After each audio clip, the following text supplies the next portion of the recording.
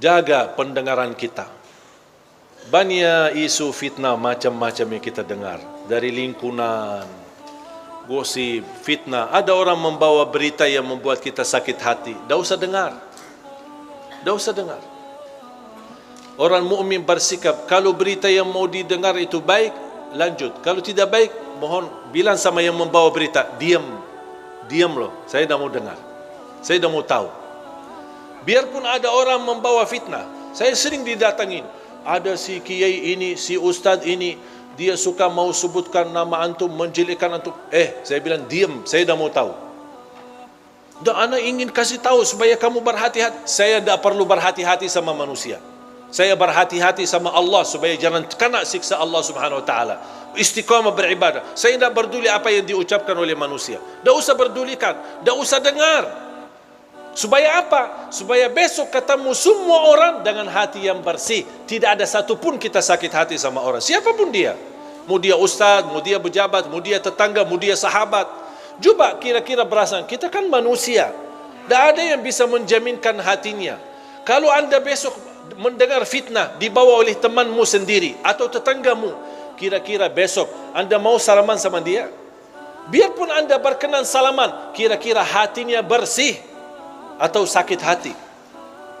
Rasul sallallahu alaihi wasallam sendiri pernah berkata, melarang sahabatnya, jangan ada di antara kalian yang membawa keburukan cerita terhadap sahabatku yang lain, karena saya ingin bertemu dengan sahabatku dengan hati yang bersih.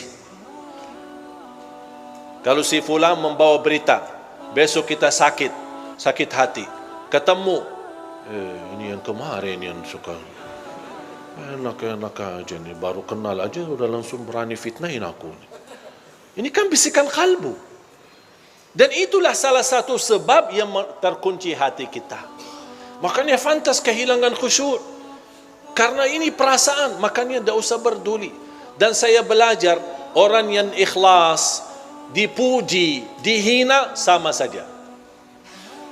Saya ulang lagi, mudah-mudahan bisa difikirkan. Orang yang ikhlas, dipuji, diangkat, diagungkan, dimuliakan, dihina, dicaci maki, sama saja. Dia tidak berduli. Dia tidak berduli nilai manusia. Dia tidak berduli apa kata manusia. Manusia senang, dia tidak berduli. Manusia tidak senang, apalagi dia tidak berduli. Yang dia berdulikan, Allah senang, Allah suka, Allah ridha, Allah mau, sudah selesai.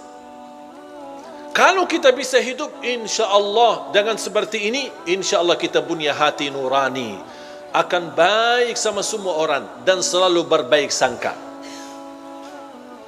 Jangan kita selalu bertafsir sendiri. Dua orang duduk di sana, mereka bisik apaan ya? Jangan-jangan aku yang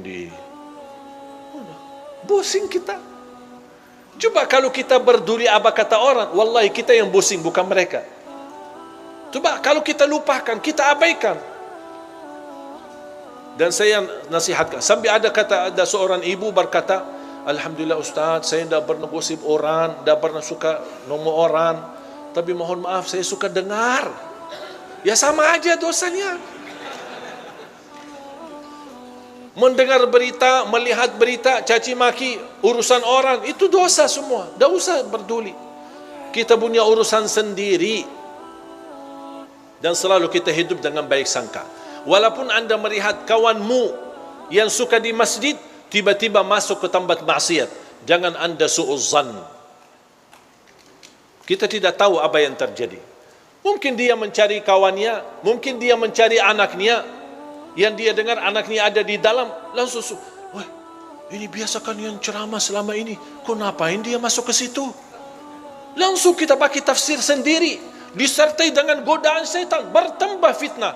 Begitu kita dengar berita huwak yang tidak ada asalnya dan tidak ada dasarnya, oh, ya betul, saya kemarin lihat dia masuk ke tempat maksiat, bertambah buruk kita, bertambah beredar fitnah sana sini, dan kita membawa dosanya sampai hari kiamat.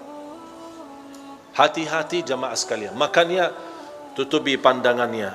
Hanya yang kita lihat tempat kebaikan, tempat masjid, majlis ta'lim, lihat Al-Quran. supaya Allah Subhanahu wa taala selalu membersihkan pandangan kita dari segala hal-hal yang tidak kesengajaan kita lihatnya, insya-Allah terhapus dosanya gara-gara kita sering melihat. Makanya salah satu ulama berkata, kalau saya merasa hati mulai keras dan tertutup, saya berbanyak melihat Al-Quran.